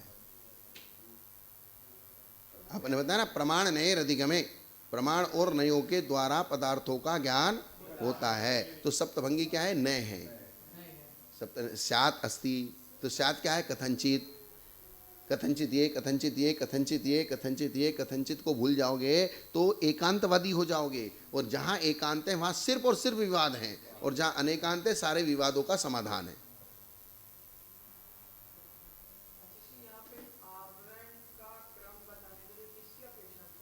आवरण का क्रम बताने के लिए पहले जीव के क्रम बताने पहले जीव के प्रधान गुणों को कहते हैं। प्रधान गुण क्या है जीव का? आवरण, दर्शनावरण और ज्ञानावरण। क्या? और यही जीव के प्रधान गुण है। उपयोगो लक्षणम, तत्वार्थ सूत्र में क्या कहा है? उपयोगो लक्षणम। और यही प्रधान गुण है और यही आवरण है, इन्हीं को आवरण करने वाले कर्म है। तो संसारी जीव पदार्थ को देखकर जानता है, पश्चात वह देखकर जानता है। का मतलब क्या है? देखना किसको है? दर्शन। दर्शन का मतलब आंख से देखना दर्शन नहीं है। दर्शन का मतलब आंख से देखना दर्शन नहीं है। देखना यानी कि अपनी आत्मा को पहले फीलिंग करता है, फिर पदार्थ को जानता है। ये दर्शन ज्ञान है, देखकर जानने का मतलब। यहां सीधा देखकर जानने के तो इसका अभिप्राय क्या है? तो आंख से देखकर जानना होगा, चक्षु दे, तो कान से, फिर नाक से, फिर बाकी इंद्रियों से। तो इसलिए चक्षु इंद्रिय से देखना, यहां देखना नहीं है, ये यहां है दर्शन की परिभाषा कि पहले, हाँ ये नया हो गया। तो देखकर जानता है का मतलब आंखों से देखकर जानता है ऐसा नहीं लेना। यहां अथम देखिए जानती, पदार्थों को देखकर जानता है। क्योंकि देखना किसका विषय है? दर्शन का। और दर्शन किसका विषय है? दर्शन किस विषय को इंगित करता है? अंतरंग को। अंतरंग को विषय करने वाला दर्शन और बहिरंग को विषय करने वाला ज्ञान। तो पहले जो आदमी मूर्छित है, जो आदमी सोया हुआ है, अर्थात जिसके 5 निद्राओं का उदय है, अर्थात जिसके दर्शनावरणी कर्म का उदय है, वो अपने आप को नहीं जानता। और जो अपने आप को नहीं जानता वो पर पदार्थ को भी नहीं जानता। जो अपने आप को नहीं जानता वो पर पदार्थ को भी नहीं जानता। इसलिए अथम देखिए जानती, पदार्थ को देखकर जानता है, अर्थात आत्मा का दर्शन करके फिर वो पदार्थों को जानता है। अर्थात आत्मा को फीलिंग करके कि मैं हूं, हाँ भाई, जैसे मैं आपकी तरफ उपयोगी हूं, इन्होंने कुछ बोला महाराज, हाँ भाई अब तो तुम ठहरो, हाँ भाई बोलो। तो इतनी देर में मैं यहां से यहां गया सीधा नहीं, यहां से वापस यहां आके फिर यहां गया। क्या? जो मैंने उपयोग को चेंज किया ना, ज्ञानोपयोग को चेंज करते हैं। ज्ञानोपयोग को क्या करते हैं? चेंज करते हैं। तो ज्ञानोपयोग का चेंज जो होता है वो दर्शनोपयोग पूर्वक होता है, उपयोग पूर्वक होता है। अर्थात जैसे मैं आपकी तरफ देख रहा हूं, इधर से इन्होंने आवाज लगाई, बोले महाराज मेरी बात सुनो, तो मैंने कहा तुम ठहरो, हाँ भाई बोलो। तो नहीं, ज्ञान का उपयोग यहां से हटके यहां जाना है। तो यहां जाना है तो यहां से हटके सीधे डायरेक्ट मैं इसके इनके पास गया, कि यहां से वापस लौट के यहां आके फिर इनके पास गया। बात समझ में आई ना? दंसन पुव्वम नाणम छदुमत्थाणम और केवली के दोनों उपयोग युगपत होते हैं और छदमस्तों के क्रम से होते हैं। अर्थात मैं सीधा यहां से यहां नहीं चला गया, मैं सीधा यहां से वापस लौटा। हाँ भाई अब बताओ। तो इतने में ही वो क्या हो गया? दर्शन हो गया। इसलिए यहां क्या गया? संसारी जीव देखकर जानता है, अर्थात दर्शनोपयोग पूर्वक ज्ञानोपयोग होता है। और ये अगर हम सामान्य रूप से पढ़ेंगे तो देखकर जानता है, सामान्य वाक्य रह जाएगा। पश्चात वो अस्ति नास्ति रूप सप्तभंगी से निश्चय करता है। क्योंकि जानने का काम किसका है? ज्ञान का। और ज्ञान क्या होता है? प्रमाण होता है, तत्प्रमाणी। ज्ञान क्या होता है? प्रमाण होता है। और प्रमाण के बाद सप्तभंगी आई तो ये नय होता है। तो सूत्र क्या आया? प्रमाण नयी रदिगमा। सूत्र क्या बना? हाँ, ऐसे बनेगा प्रमाण नयी रदिगमा, कि पहले ज्ञान से जाना, पहले दर्शन हुआ, दर्शन के बाद ज्ञान से जाना, और ज्ञान से जानने के पश्चात नयों से उसका विचार किया। तो इसलिए सूत्र बनाया प्रमाण नयी रदिगमा। प्रमाण और नयों से पदार्थों को जाना जाता है।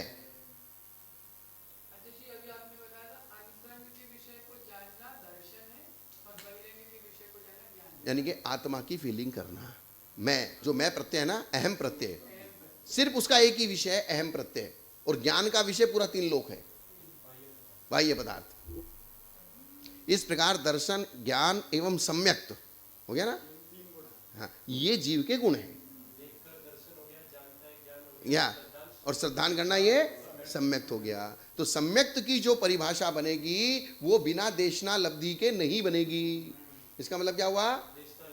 बिना देशना लब्धि के सम्यक्त की परिभाषा नहीं बनेगी। तो पहले दे तो फिर उसमें श्लोक वार्तिक जी में शंका समाधान किया है कि बोले मिथ्या दृष्टि को सम्यक क्या, सम्यक दर्शन होता है मिथ्या दृष्टि को, और मिथ्या दृष्टि का ज्ञान क्या है, मिथ्या ज्ञान है। तो मिथ्या ज्ञान से सम्यक दर्शन हुआ, तो मिथ्या ज्ञान से होने वाला दर्शन भी मिथ्या दर्शन है, क्योंकि वो किससे हुआ, मिथ्या ज्ञान से। क्योंकि मिथ्या दृष्टि का ज्ञान कौन सा है, जब तक मुझे सम्यक दर्शन नहीं हुआ तब तक ज्ञान सम्यक दर्शन कहलाएगा क्या, नहीं कहलाएगा। तो अब मुझे जो भद्र मिथ्या दृष्टि हुआ है, देशनालब्धि किसको मिली, मिथ्या दृष्टि को कि सम्यक दृष्टि को, मिथ्या दृष्टि को। तो उसको ज्ञान किसको हुआ, मिथ्या दृष्टि को। तो मिथ्या दृष्टि का ज्ञान क्या हुआ, मिथ्या ज्ञान हुआ। और उस मिथ्या ज्ञान से क्या उत्पन्न हुआ, सम्यक दर्शन। तो मिथ्या ज्ञान से सम्यक दर्शन कैसे उत्पन्न हुआ है, शुद्ध शुद्ध शुद्ध शुद्ध की प्रशुद्ध पर्याय और अशुद्ध की अशुद्ध पर्याय। तो मिथ्या ज्ञान से तुमने सम्यक दर्शन पैदा कर दिया। ऐसा इसका ये आपके लिए होमवर्क है। ये आपके लिए क्या है, होमवर्क है। वो क्योंकि आजकल के स्कूल ऐसे हैं, वो घर के लिए होमवर्क नहीं छोड़ते, वो यही करते हैं। नहीं नहीं नहीं नहीं नहीं, जब तक सम्यक दर्शन नहीं हुआ तब तक वो ज्ञान क्या कहलाएगा, मिथ्या ज्ञान कहलाएगा। और उस मिथ्या ज्ञान के माध्यम से ही अनिवृत्तीकरण के अंतिम समय तक कौन है, मिथ्या दर्शन है। तो मिथ्या दृष्टि का ज्ञान, तो मिथ्या दृष्टि का मिथ्या ज्ञान सम्यक व्यपदेश को कब प्राप्त होगा, जब वो सम्यक दर्शन होगा। और सम्यक दर्शन अभी तक हुआ नहीं, तो मिथ्या ज्ञान से ही सम्यक दर्शन हुआ ना। सम्यक दर्शन किससे हुआ,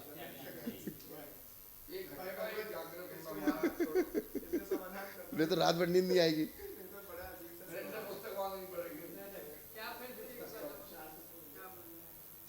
तुम कितने रह गए,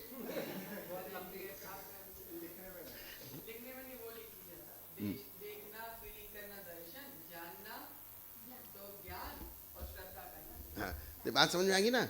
तो इसका समाधान उन्होंने श्लोक वार्तिक जी में दिया है। श्लोक वार्तिक में कहा है कि जो मिथ्या ज्ञान है उसको आप भद्र मिथ्या दृष्टि को जो देशनालब्धि मिली है, अब उसको हम सम्यक ज्ञान तो कह नहीं सकते। सम्यक ज्ञान इसलिए नहीं कह सकते क्योंकि अभी तक सम्यक दर्शन हुआ नहीं है। तो फिर उसको क्या कहें, तो बोले उसको मिथ्या ज्ञान भी नहीं कह सकते, क्योंकि मिथ्या ज्ञान अगर कहेंगे तो मिथ्या ज्ञान से सम्यक दर्शन उत्पन्न हुआ तो ये बाधा आएगी। तो फिर उसको क्या कहे, तो फिर उन्होंने कहा उसको सत्य ज्ञान कहो। धीरे से चुपके से क्या कहा, उसको सत्य ज्ञान कहो। उसको क्या कहो, सम्यक ज्ञान इसलिए नहीं कह सकते क्योंकि सम्यक दर्शन नहीं हुआ। मिथ्या ज्ञान इसलिए नहीं कह सकते क्योंकि मिथ्या ज्ञान से फिर सम्यक दर्शन की उत्पत्ति का प्रसंग आ जाएगा। इसलिए देशनालब्धि वाले ज्ञान को सत्य ज्ञान कहो। हाँ, सत्य ज्ञान से सम्यक दर्शन की उत्पत्ति हुई, ये कहो। बात आई ना समझ में। तो ये चीज जो है सिर्फ श्लोक वार्तिक जी में दी है। किसमें दी है, श्लोक वार्तिक जी में। तो इस प्रकार दर्शन ज्ञान सम्यक, ये जीव के गुण है। अभी हो गया ना पूरा का पूरा। प्रमाण का विषय जानना, दर्शन का विषय यानी कि देखना, दर्शन का विषय जानना, ज्ञान का विषय। और ज्ञान का मतलब प्रमाण, ज्ञान का मतलब क्या, प्रमाण। क्योंकि पांचों ज्ञानों को क्या कहा है, प्रमाण कहा है। और फिर सप्तभंगी यानी कि नय, स्नेह। और सूत्र क्या बना है, प्रमाण नय ही रधिगम। प्रमाण और नयों के द्वारा पदार्थों का ज्ञान होता है। ठीक है ना, हो गया टाइम, इतना ही।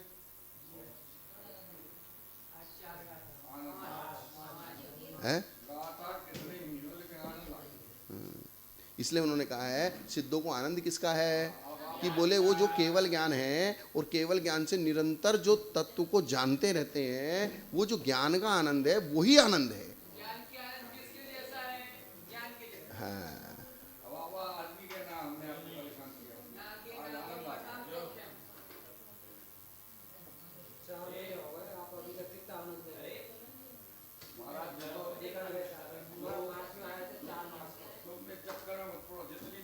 इसको बंद करना।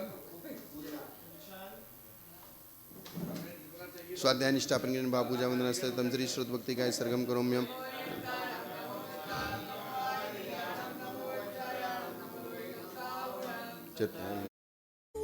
क्या आपने कभी सोचा है कि आत्मा संसार में क्यों भटकती है? कौन सी शक्ति है जो जीव को जन्म मरण के अनंत चक्र में बांधे रखती है?